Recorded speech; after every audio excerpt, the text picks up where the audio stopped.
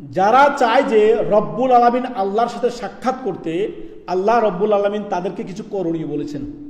সূরা কাহফের সর্বশেষ আয়াত 110 নম্বর আয়াতে আল্লাহ তাআলা বলেন, ফামান কানা ইয়ারজু লিকা রাব্বিহি ফালইয়ামাল আমালান সলিহা। যে ব্যক্তি যারা আল্লাহর সাথে সাক্ষাৎ করতে ইচ্ছুক তারা যেন সৎকর্ম করে আল্লাহ এবং কি তার রাসূল সাল্লাল্লাহু আলাইহি সাল্লামের দেখানো পথে চলে। অর্থাৎ আপনার জীবন হবে ঈমানী জীবন, আপনার জীবন হবে তাওহীদের জীবন, আপনার জীবন হবে সৎকর্ম জীবন, আপনার জীবন হবে নেক আমলের জীবন। পাপের জীবন হবে না, অন্যায়ের জীবন হবে না, সীমালঙ্ঘনের জীবন হবে না, অত্যাচারের জীবন হবে না, সৎকর্মের জীবন, সৎ জীবন যাপন করবেন আপনি, ভালো মানুষ হয়ে যাবেন আপনি, ইমানদার বান্দা হয়ে যাবেন, আমলদার বান্দা হয়ে যাবেন। অসৎকর্ম করবেন না, পাপ করবেন না, কোনো প্রকার সীমালঙ্ঘন আপনি করবেন না। এটা হচ্ছে আল্লাহর সাথে সাক্ষাৎ করার আমল।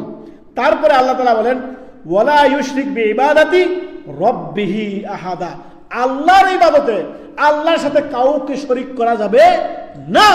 আল্লাহর সাথে কাউকে শরীক করলে কি হয়? শিরক হয়। আর আল্লাহ বলেছেন, ইন্না শিরকা লা যুলমুন আযীম। শিরক হচ্ছে সবচেয়ে বড় মহাপাপ। আল্লাহর সাথে আপনি কাউকে শরীক করলেন, সবচেয়ে বড় জুলম হচ্ছে শিরক। অতএব শিরক মুক্ত থাকতে হবে, বিদআত মুক্ত থাকতে হবে, সৎকর্ম করতে হবে, আল্লাহ এবং তার রাসূলের পথে চলতে হবে। তাহলেই আপনি আল্লাহর সাক্ষাৎ পাবেন, জান্নাতে আল্লাহকে সচক্ষে দেখতে পাবেন।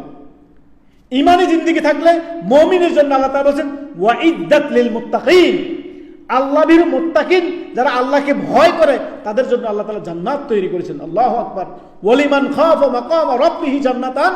যে ব্যক্তি আল্লাহর সামনে দাঁড়ানোকে ভয় করবে, আল্লাহর সাথে সাক্ষাৎকে, আল্লাহকে ভয় করবে, তার জন্য আল্লাহ তাআলা দুটি জান্নাত রেখেছেন। ওয়ালিমান খাফা মাকামা রাব্বিহি জান্নাতান।